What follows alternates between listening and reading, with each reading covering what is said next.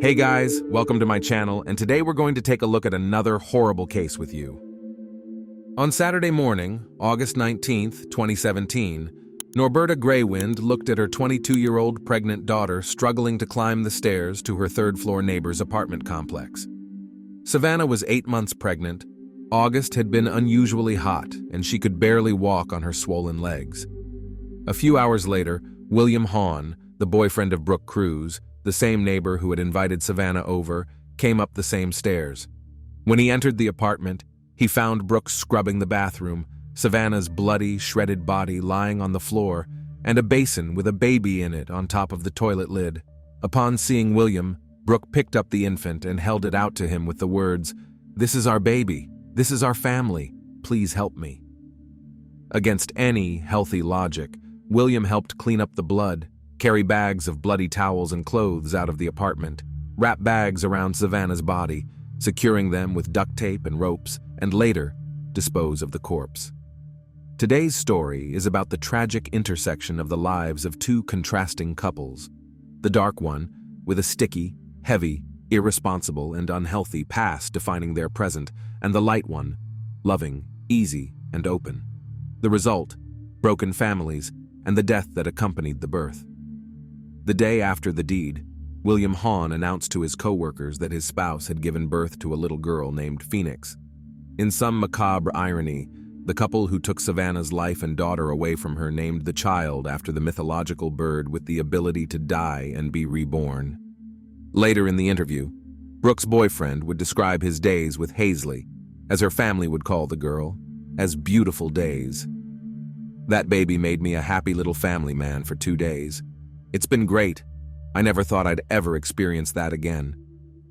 Savanna Greywind was born on August 9, 1995 in Burke County, North Dakota. Savannah's father is an ordinary white American, and her mother is from the Spirit Lake Sioux Indian tribe. The girl had 2 brothers, Joy and Casey, and a younger sister, Kayla. The parents, Norberta and Joe, were very proud of their children. The family lived in Fargo, North Dakota, until Savannah was 9 years old. Then, in 2005, they moved to Spirit Lake Reservation, Spirit Lake, a Native American Indian place in the eastern part of the state. Savannah adored nature and animals, especially horses. On the reservation, the girl met Ashton Mayton. The couple met when Savannah was 15 years old, and since then, they have not parted.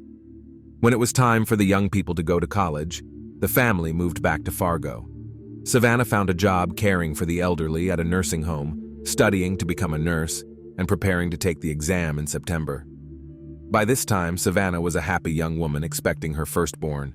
She and Ashton had found an apartment, put down a deposit, and planned to move into their own family nest in early September. For now, Savannah was staying with her parents on the bottom floor of a 7-unit, 3-story apartment building. It was in this building on the 3rd floor that 38-year-old Brooke Cruz and 33-year-old William Hahn rented an apartment. No one is born evil. A person is the result of experiences that make them who they are. Brooke Cruz has created a woman within herself capable of such gruesome murder. Wanting to find wholeness through accepting all sides of her personality, she nurtured a dark side step by step that she couldn't control. Perhaps there are 2 different personalities within each of us, darkness and light. I believe we are predestined to have dark and light thought processes that manifest as personalities. One of them is socially destroyed quite early on. But is that a good thing? Brooke wrote in one of her pieces, "Ever since she was a child, Brooke was drawn to mysticism and found a special beauty in the crimes of serial killers and high IQ maniacs. As an adult, she had already studied the psychology of criminals professionally and strived to learn to think like them so she could understand them. Brooke said that if Ted Bundy came to see her, she would definitely help him. But Brooke Cruz, alas, was not a healthy, stable person herself. All the lived information was downloaded into the personality, which was characterized by impulsive behavior, anxious avoidance, irascibility, frequent changes of partners and places of work, inability to finish what she had started. The young woman tried to fight it, made discipline lists and even followed them for a while, but eventually fell off again. By the time she was 38, She was overwhelmed by depression, physical illness, exhaustion from unhealthy relationships that included regular physical abuse, and a disturbing fear of losing her partner because she couldn't get pregnant and give birth. Brooke couldn't take it anymore. Darkness and light mingled. Killing a pregnant woman was seen as one way to get the infant she wanted. After her arrest, Brooke's apartment was left with a stack of books ranging from clinical, criminal, forensic, and legal psychology to obstetrics. In a desk drawer, she found notes listing birthing kit items such as scissors, blades, clamps, and gloves, an infant cardiopulmonary resuscitation bag, and the hormone oxytocin. Brooke Lynn Cruz grew up in Florida's Bradenton, Sarasota neighborhood, where her mother, Paula Nelson, still lives, according to Christmas cards. Her parents divorced, and 7 children, including Brooke, were left to live with their mother, according to the recollections of one of her sisters. The family lived quite well, according to diary entries Brooke kept throughout her later life. She had a difficult childhood, which she tries hard to forget. Transition age changed the caring, open-minded girl, made her testy but not aggressive. Brooke became a troubled teenager, and she was the only one of all the children who decided to move in with her father, whom her mother called a professional criminal. Life with her father didn't work out, and she found herself in and out of foster homes. From that point on, the siblings pretty much lost touch with Brooke. They only learned that Brooke is the mother of at least 7 children from a news story about a shocking crime. At the age of 15, Brooke met Aaron Edwards. In 1995, when she was about 17, she gave birth to a child in Pinellas County, Florida, left the infant with the father, and moved away. A court ordered the mother to pay child support, but Brooke did not honor the court order. She will remember her daughter when she turns 14, and their communication will be limited to a few Facebook messages. In the evenings, Brooke worked as a waitress at the Chinese Dragon restaurant and as a sales representative and animal specialist at the Petland Pet Store in Bradenton, Florida. In early 2002, Brooke, 23, was jailed in Missouri for falsifying documents but was released on parole. On August 31, 2002, she was arrested again and sent to jail in Hidalgo County, Texas for parole violation. In 2006, at the age of 27, Brooke married Carl Cruz, a carpenter from Minnesota. The young woman managed to give birth to 2 children and worked as an administrative assistant in her husband's carpentry shop. The marriage, in which Brooke cheated on her husband, lasted only 3 years. The couple divorced in June 2009. The custody of the children, according to the documents, became the father, and Brooke left for California without explanation. The only thing she did carefully and diligently throughout her life was to keep diaries and record all the events that happened to her. After the terrible crime, the entries became available to the press.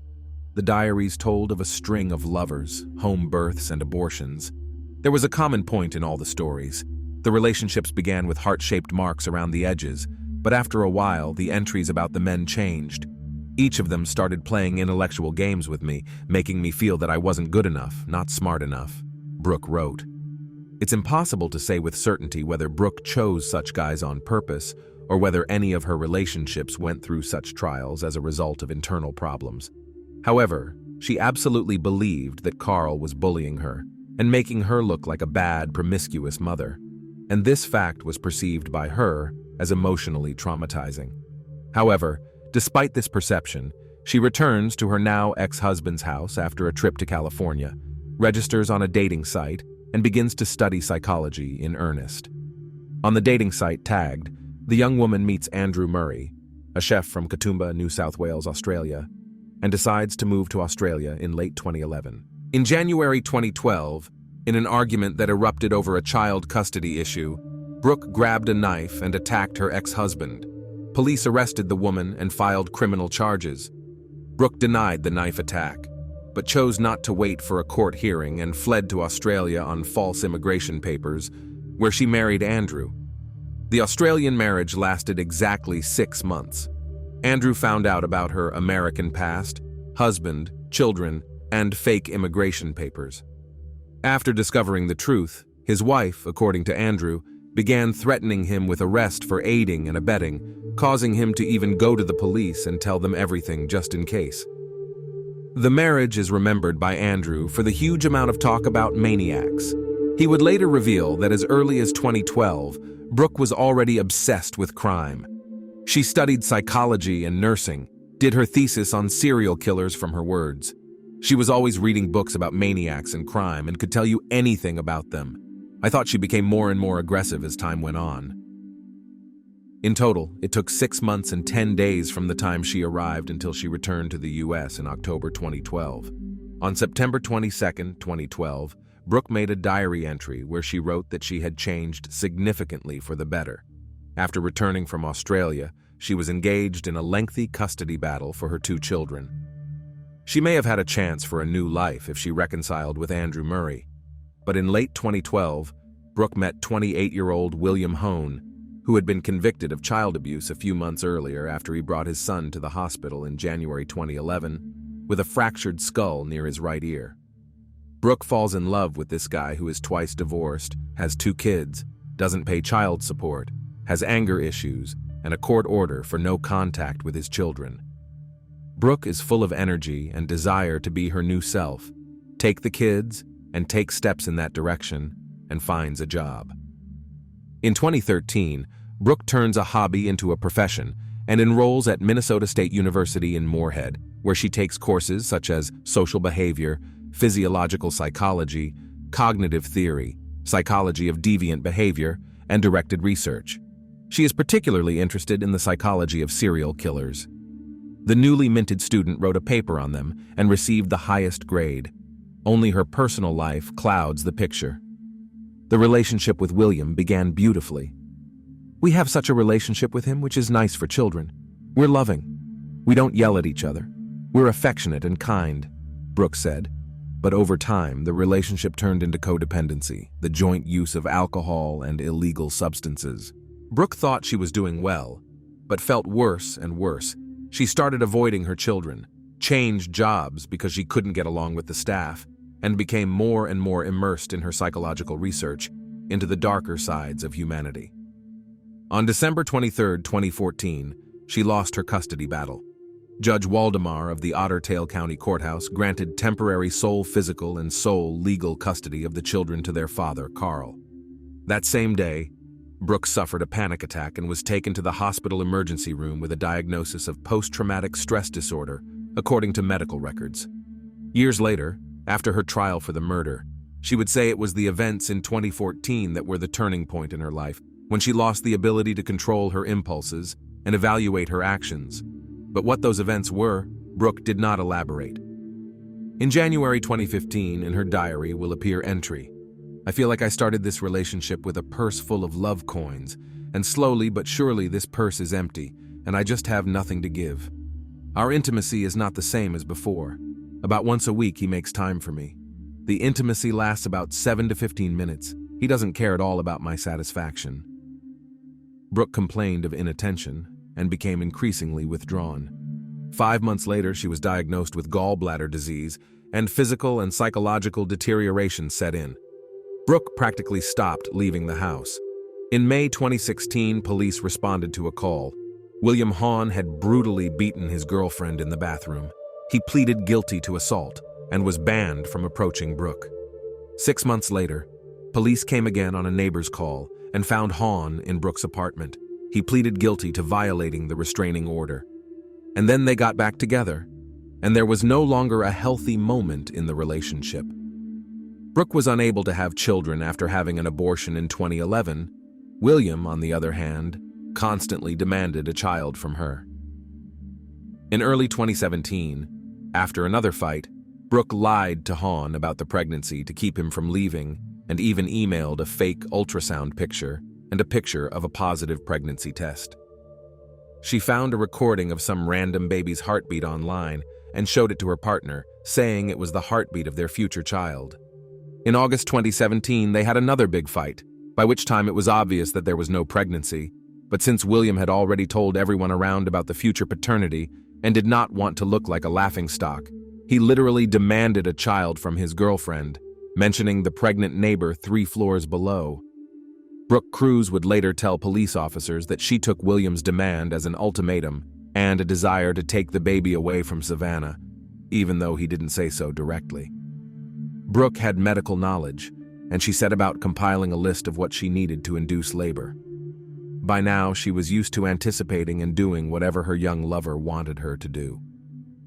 On a Saturday afternoon in August, Brooke knocked on the door of a downstairs apartment and offered Savannah $20 for serving as a model for a dress Brooke was supposedly sewing. Savannah accepted. Before going upstairs to her neighbor's apartment, Savannah ordered a pizza, expecting to grab a bite when she got home an hour later to drive her younger brother to work. The mom-to-be didn't return by the planned time. The brother went upstairs on his own around 2:30 in the afternoon. He heard the sound of a sewing machine, but no one opened the door. A few minutes later, Savannah's father, Joe, also went upstairs and knocked on the door. Brooke yelled out that they were still working on the dress. Savannah was trying it on, and that was why no one could come to the door. Norberta drove her son to work herself. When she returned home, she found the pizza untouched, texted her daughter a few times, and after getting no response, went upstairs. A neighbor opened the door and explained that Savannah had long since left as soon as they finished their fitting. An anxious Norberta went downstairs to her apartment and looked around. Her shoes, purse, car keys, and belongings were all left in the apartment. Savannah couldn't go for a walk because the heat and swelling made it painful and difficult for her to walk. Norberta called Ashton, hoping he was the one who had picked up her daughter, but the young man replied that she wasn't answering him either. The worried mother called the police and began driving around the streets looking for her pregnant daughter, who may have suddenly become ill. "I was driving and I thought, well, if she had gone somewhere, I would have found her nearby, but deep down I knew she hadn't gone anywhere." Later that day, police searched Brooke and William's apartment because it was Savannah's last known location. The landlady welcomed them in and did not obstruct them, but the police, lacking a warrant, did not look in closets or behind closed doors. The police department explained to the family that Savannah was of age and old enough to make her own decisions without informing family members. Because there was no evidence that any crime had occurred in or near the home, investigators concluded that the young woman had gone somewhere voluntarily. Savannah's family saw the indifference with which the department's officers were working, and it was very upsetting to them. The police returned to search the apartment 2 more times and came out empty-handed. William Hohn would later testify that during one of the searches, he hid the infant in a suitcase and Savannah's body in a dresser from which all the shelves had been removed. 2 days after the brutal murder, the couple would drive the dresser with Savannah's body to a bridge over the Red River and dump it in the water. On August 23, 2017, William's co-workers told police that he had blabbed about having a baby at home. That same day, residents of the apartment building heard a baby crying from apartment #5 and immediately notified police. The information received allowed the officers to obtain a warrant and return to the familiar apartment already, with a serious, thorough search, during which a live newborn baby girl was found. Brooke didn't hold back and revealed that Savannah herself had given her the baby 2 days after her disappearance. According to her, Savannah didn't want this baby, and that day when she came to help with sewing a dress, she asked Brooke how she could induce labor on her own. Then she left and showed up 2 days later at 3 a.m. with the baby in her arms and handed him to Brooke. The couple was arrested, and Savannah was reported missing. The baby was taken to a local hospital and placed in the temporary custody of Cass County Social Services. A few days later, a DNA test confirmed parentage, and the girl was reunited with her father. For 3 more days, police and hundreds of local residents combed the valley looking for Savannah. Please check your property, buildings, garages, outbuildings for any signs of entry or any indication that someone has been there. Landlords, please check your vacant apartments that you may have for any signs of entry or evidence that someone has been there. If you are willing to check your dumpsters, we ask the public to help with that, Chief Todd said at the press conference. On August 27th, 8 days after Savannah's disappearance, fishermen came across a body wrapped in plastic on the Red River near Harwood. Savannah was identified by a tattoo on her leg that read, "Too beautiful for Earth." On August 28th, Brooke Cruz and William Hohn were charged with conspiracy to commit murder, conspiracy to kidnap, and providing false information to police. the couple began to confess. Brooke said she instigated the altercation by accusing pregnant Savannah of stealing mail and mistreating her cat. The verbal argument turned into a physical scuffle, and Brooke pushed her. Savannah, falling, hit her head on the bathroom sink and lost consciousness. Brooke then took a knife and removed the baby, making a cut from hip to hip. Savannah went in and out of consciousness as she did so. Under questioning, Brooke confirmed that William Hahn did not know of the impending plan. According to her, William came home, went into the bathroom, saw Savannah, and asked if she was alive. Brooke replied that she didn't know and asked for something to do. William left the bathroom briefly and then returned in his underwear holding a rope, which he used to strangle Savannah. In doing so, he said that if she had been breathing up to this point, she was definitely dead now. Next, Brooke said, the two of them scrubbed the floor and walls and stuffed the lifeless body into a bathroom closet. When the police knocked on the door, Brooke tried to remain calm and not worry. The officers searched the apartment but couldn't find anything. They did not have a search warrant, so the search was superficial, and the officers could not look in closets and dressers. According to the perpetrator, the child during both searches that day was under a blanket, on their bed, next to William. The girl was very calm and did not cry, so she was not discovered. At the time of the third inspection, August 20th, the body had already been placed inside the dresser and the infant was hidden in a suitcase. In the early morning hours of August 21st, they took the dresser down the stairs and loaded it into their Jeep Cherokee, drove it to the river and disposed of it. William Hahn denied participating in the crime. He admitted only to hiding the newborn baby girl and providing false information to law enforcement in order to cover up the crime. Brooke and William were set bail at $2 million, to which William remarked that it was an unrealistic and unreasonable amount for any ordinary person. Surprisingly, he apparently thought he deserved something reasonable after what he had done. Brooke Cruz was sentenced to life in prison without the possibility of parole. William's participation in the crime was not proven. During the trial, it was also revealed that Brooke's cellmate named Jennifer Robinson testified against her. According to the inmate's claim, Brooke mentioned that she was the one who strangled Savannah with a rope because she learned about Savannah and William's affair and thought that Savannah's child might have come from him. On September 28, 2018, a jury acquitted William, finding him not guilty of conspiracy to commit murder. However, on October 30, 2018, because he had pleaded guilty to kidnapping himself, he was sentenced to life in prison. The following spring, in May 2019, William appealed to the Supreme Court. On October 7, 2019, the sentencing review trial concluded. Judge Olson, who had originally sentenced William to life in prison, stated that despite the Supreme Court's dissent, he was still going to give him the harshest sentence possible at this time, which was 20 years in prison. Given that William has already spent 775 days behind bars, he will have to serve more than 17 more years of his 20-year sentence. Baby Hazley remained unharmed despite such an unnatural delivery. The girl is now 6 years old and goes to kindergarten. Savannah's parents and the girl's father share joint custody. The grandparents maintain a public Facebook page where they post updates on how the granddaughter is living and what she is doing. The case has become a high-profile case. Norberta is convinced that her daughter's disappearance was not taken seriously because Savannah was Native American. I feel that her disappearance was not taken as seriously as the disappearance of a white woman. I've lived in Fargo almost my whole life, and I've seen how differently Native Americans are treated. After Savannah's death, Democratic Senator Heidi Heitkamp introduced a bill called Savannah's Law, which was signed into law in October 2020. The bill aims to combat violence against Native American women by improving collaboration between federal, state, and tribal authorities. Norberta commented on the passage of the bill, "It's sad that my daughter had to die for people to take Native Americans seriously." Thanks for watching, guys. Subscribe to the channel and don't forget to click the bell. Not to miss new stories from around the world. See you soon. Take care.